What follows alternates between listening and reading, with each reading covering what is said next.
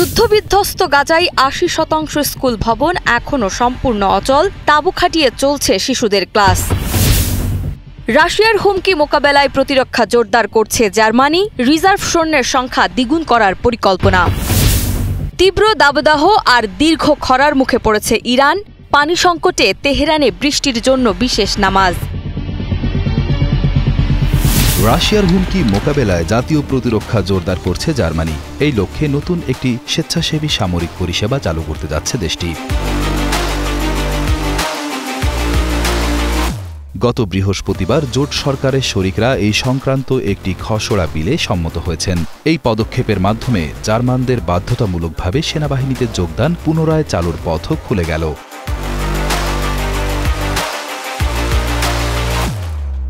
এই পরিকল্পনার আওতায় আগামী বছর থেকে জার্মানির ১৮ বছর বয়সী সকল তরুণ তরুণীকে তাদের সামরিক সেবার উপযুক্ততা এবং আগ্রহ যাচাইয়ের জন্য প্রশ্নপত্র পাঠানো হবে। পুরুষদের জন্য এই প্রশ্নের উত্তর দেওয়া বাধ্যতামূলক করা হয়েছে। একই সাথে বাধ্যতামূলক স্বাস্থ্য পরীক্ষারও পরিকল্পনা করা হয়েছে। প্রতিরক্ষামন্ত্রী বরিস পিস্টোরিয়াস এই পরিকল্পনাকে আকর্ষণীয় হিসেবে ঘোষণা দিয়েছেন।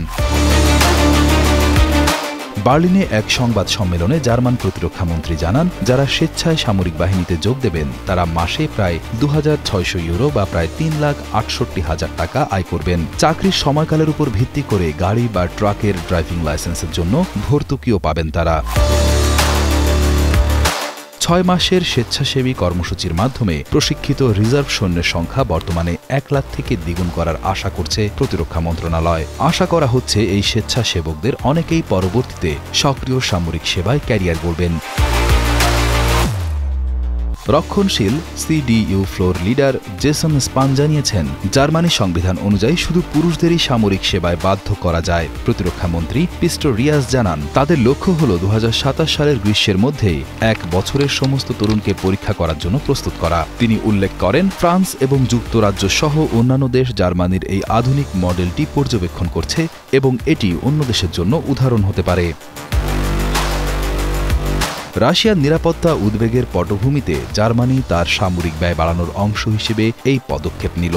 ২০৩০-এর দশকের মধ্যে ন্যাটোর নতুন লক্ষ্যমাত্রা পূরণে সক্রিয় সৈন্যের সংখ্যা ১,৮০,০০০ থেকে বাড়িয়ে ২,৬০,০০০-এ উন্নীত করতে চায়। উল্লেখ্য, জার্মানি ২০১১ সালে তাদের পূর্ববর্তী বাধ্যতামূলক সামরিক পরিষেবা কর্মসূচি বাতিল করেছিল এবং এরপর থেকে দেশটি সৈন্য সংগ্রহের লক্ষ্যমাত্রা পূরণে হিমশিম খাচ্ছিল। বৃষ্টির জন্য নামাজে দাঁড়িয়ে কান্নায় ভেঙে পড়েছেন ইরানের ধর্মপ্রাণ মুসল্লিরা। পানির অভাবে পরিস্থিতি এতটাই ভয়াবহ যে গত শুক্রবার ইরানের রাজধানী তেহরানে সালে মাজারে হাজার হাজার ধর্মপ্রাণ মুসল্লি বৃষ্টির জন্য বিশেষ নামাজ আদায় করেছেন। আল্লাহর রহমতের বৃষ্টির কামনায় অনেকেই কেঁদে ফেলেন। নারী পুরুষ নির্বিশেষে অসংখ্য মানুষ ২ হাত তুলে প্রার্থনায় অংশ নেন। আমরা এখানে আল্লাহর কাছে প্রার্থনা করতে এসেছি যেন তিনি আমাদের তার অনুগ্রহ ও করুণা দান করেন এবং আমরা যেন এই কঠিন পরিস্থিতি কাটিয়ে উঠতে সক্ষম হই। এই সংকট শুধু প্রার্থনায় সীমাবদ্ধ নয়, তীব্র দাবদাহ আর দীর্ঘ খরায় সাধারণ মানুষের জীবন দুর্বিষহ হয়ে উঠেছে। মাজারের ভেতরে পানির কলেও পানি পড়ছে খুব সরু ধারায়। অনেক বাসিন্দাকে প্লাস্টিকের ক্যানিস্টার ও বোতলে অল্প পানি ভরে বাড়িতে যেতে দেখা গেছে। ইরানের কর্মকর্তারা সতর্ক করে বলেছেন যে যদি দেশটিতে খরা অব্যাহত থাকে তাহলে ১ কোটিরও বেশি জনসংখ্যার শহর তেহরান শীঘ্রই বসবাসের অযোগ্য হয়ে পড়তে পারে। সরকারের এটি পরিচালনা করা উচিত, যেমন মিডিয়ার মাধ্যমে মানুষকে পানি সঞ্চয় করতে বলা এবং সমুদ্র থেকে পানি শহরে আনার জন্য পাইপলাইন তৈরি করা। অন্তত শহরগুলোকে খালি করা উচিত, বিশেষ করে তেহরান, কারণ এই শহর পানির সংকটের মুখোমুখি। ইরানের প্রেসিডেন্ট মাসুদ পেজেশকিয়ান জানিয়েছেন, ডিসেম্বরের মধ্যে পর্যাপ্ত বৃষ্টি না হলে তেহরানে পানি রেশনিং ব্যবস্থা চালু করা ছাড়া সরকারের আর কোনো পথ থাকবে না। দীর্ঘ ২ বছর পর অবশেষে আবার ক্লাস শুরু হলো গাজার স্কুলগুলোতে। যে গাজায় প্রতিদিনই বেঁচে থাকার লড়াই, সেখানে শিক্ষার আলো ফেরাতে চলছে এক অভূতপূর্ব উদ্যোগ। আমাদের শিক্ষার অধিকার আছে, ঠিক বিশ্বের অন্য শিশুদের মতোই আমাদেরও বেঁচে থাকার অধিকার রয়েছে। গাজা উপত্যকার প্রায় ৮২% স্কুল ভবন এখনও সম্পূর্ণ অচল। কেউ ভাবেনি এমন পরিস্থিতিতে আবার পাঠদানের পরিবেশ তৈরি করা সম্ভব হবে। তবুও স্থানীয় কর্তৃপক্ষ, আন্তর্জাতিক সংস্থা এবং কমিউনিটি সংগঠনগুলো মিলে গড়ে তুলেছে অস্থায়ী স্কুল। কখনো ধ্বংস হয়ে যাওয়া স্কুল ভবনের উঠোনে, কখনো ফাঁকা জমির উপর তাঁবু খাটিয়ে। গাজায় শিক্ষা ব্যবস্থাকে পুনরায় সচল করা এখন এক অসম্ভবকে সম্ভব করার লড়াই বলে মনে করছেন স্থানীয় শিক্ষাকর্মী ইব্রাহিম রমজান। গাজা জুড়ে প্রায় ৮২% স্কুল এখনও অকার্যকর। স্থানীয় ও আন্তর্জাতিক সংস্থার যৌথ প্রচেষ্টায় আমরা শিক্ষার প্রক্রিয়া পুনরায় শুরু করার উদ্যোগ নিয়েছি। সম্পূর্ণ ধ্বংস হওয়া ভবনগুলোর উঠানে কিংবা খোলা জায়গায় অস্থায়ী স্কুল তৈরি করা হচ্ছে। গাজার শিশুদের মনে যুদ্ধের দগদগে ক্ষত, কিন্তু বই খাতা পাওয়াও এখন তাদের জন্য এক ধরনের সংগ্রাম। যুদ্ধের কারণে সবকিছুর দাম বেড়ে যাওয়ায় খাতা কলমও কিনতে পারছেন না অনেকেই। আশ্রয় কেন্দ্রের ভিড় আর সংকটের ভেতরে লেখাপড়া চালিয়ে যাওয়া যেন হচ্ছে প্রায় এক অসম্ভব পরিস্থিতিতে। আসলে মানুষের আশ্রয় কেন্দ্রে পর্যাপ্ত সম্পদ নেই। এটি আমাদের পড়াশোনাকে গভীরভাবে প্রভাবিত করছে। আমাদের শিক্ষার অধিকার রয়েছে, ঠিক বিশ্বের অন্য শিশুদের মতোই আমাদেরও বেঁচে থাকার অধিকার রয়েছে। গাজার শিক্ষা ব্যবস্থায় এই পুনরারম্ভ কেবল একটি প্রশাসনিক উদ্যোগ নয়, এটি একটি জাতির টিকে থাকার আকাঙ্ক্ষা, শিশুদের চোখে ভবিষ্যৎ দেখার সাহস।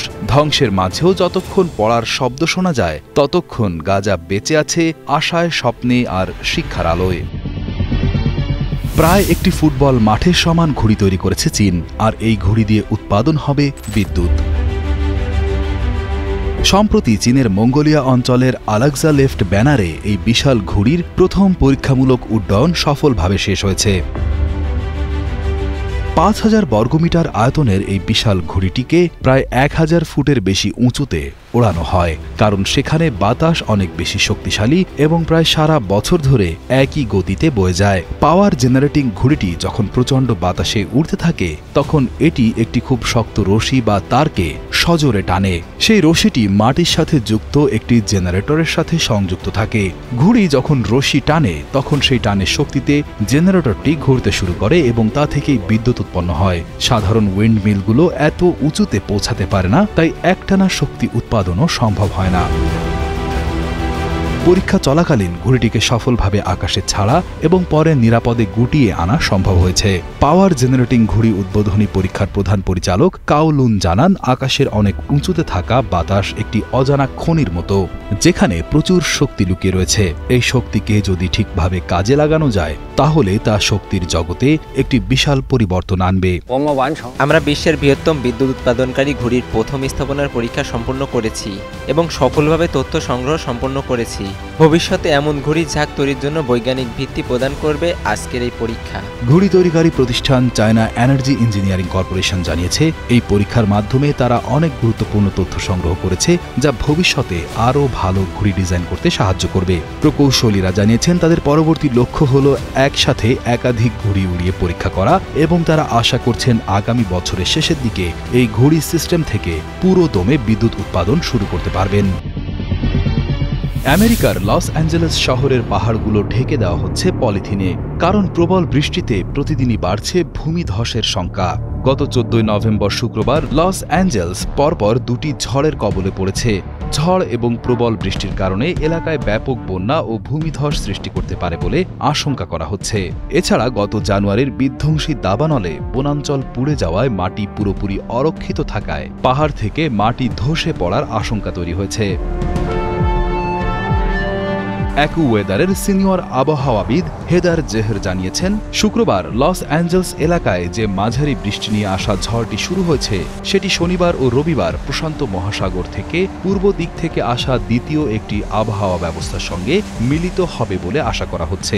এই দুই ঝড়ের সংযুক্তির ফলে লস অ্যাঞ্জেলস অঞ্চলে বৃষ্টির পরিমাণ আরও বহুগুণ বেড়ে যাওয়ার সম্ভাবনা রয়েছে।